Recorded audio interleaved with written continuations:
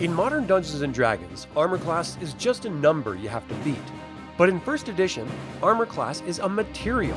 It represents the difference between hide, chain, and plate, and your choices of weapons is the key that unlocks those defenses.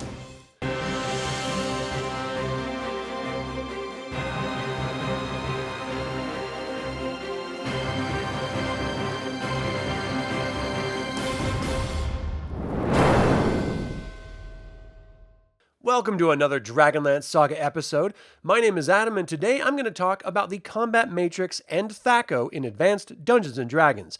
I'd like to take a moment and thank the DL Saga members and Patreon patrons and invite you to consider becoming a member or patron. You can even pick up Advanced Dungeons & Dragons and Dragonlance Media or get $10 by signing up to startplaying.games using my affiliate links.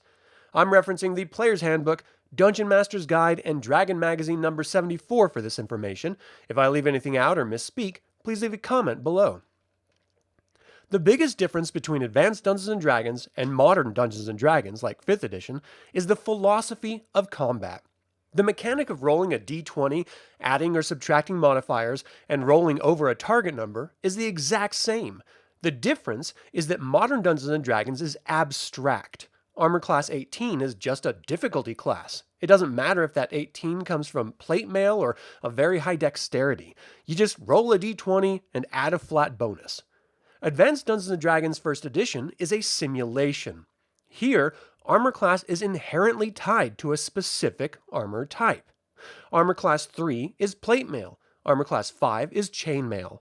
Because the game identifies what you are wearing, it allows for a layer of strategy that modern games have lost. In 1st edition, weapons are naturally more effective against certain types of armor. Think about the physics. A longsword is a versatile blade, but it struggles to find a gap in plate mail. A mace, however, doesn't need a gap. It just needs to crush. The weapon type versus armor class table found in the Player's Handbook gives you specific bonuses or penalties based on your target's armor. A longsword might get a +1 to hit someone using a shield, armor class 9, but a penalty against someone in plate mail, armor class 3. This makes perfect sense. Just as you would choose a silver weapon for a lycanthrope or a blunt weapon for a skeleton, a smart 1st edition player chooses their weapon based on the armor the enemy is wearing. It rewards tactical preparation over just having the highest damage die. To manage this, we use the attack matrix. If you open your Dungeon Master's Guide, you'll find the attack matrix tables. There's one for fighters, one for clerics, one for thieves, and one for magic users. To use it, you'll find your level on the top and look down to the defender's armor class on the left.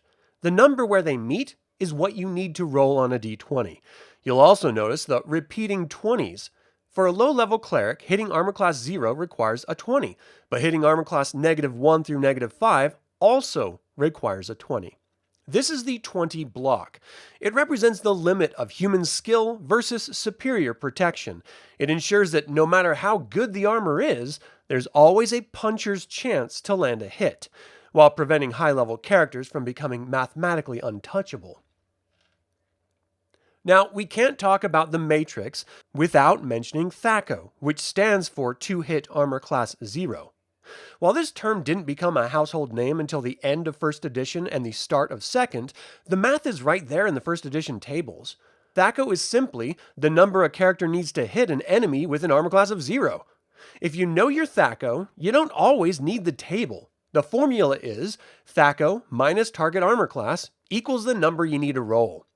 Example, if your fighter has a THAC0 of 18 and you're swinging at an orc with armor class 6, you subtract 6 from 18. You need a 12 to hit. It's a quick mental shortcut that speeds up combat significantly. I know what you're thinking. Adam, that's a lot of tables to look at during a game. But you don't have to do the math yourself. Back in the day, Laura and Tracy Hickman designed the Advanced Dungeons & Dragons Combat Computer, a physical dial published in Dragon Magazine that allows you to simply turn the wheel to your level and find your target number instantly. You can find a link to print it in the description. Additionally, if you play online, modern custom character sheets for 1st edition can automate these calculations, applying your strength and magical bonuses to the matrix for you. The combat matrix isn't clunky, it's deep. It turns every combat encounter into a puzzle where your gear choices matter. When you finally land a hit against a knight in full plate because you swapped your sword for a flail, it feels earned in a way that modern math stacking just can't replicate. That's all the time I have to talk about the combat matrix and THAC0 in Advanced Dungeons & Dragons. Do you think the weapon versus armor class modifiers add too much complexity, or do you miss the level of realism in newer editions? Have you ever used the Hickman Combat Computer? Leave a comment below. I would like to take a moment and remind you to subscribe to this YouTube channel, ring the bell to get notified about upcoming videos, and click the like button. This all goes to help other Dragonlance fans learn about this channel and its content. Thank you for watching. This has been Adam with DragonLance Saga, and until next time, remember, the essence of a role-playing game is that it is a group, cooperative experience.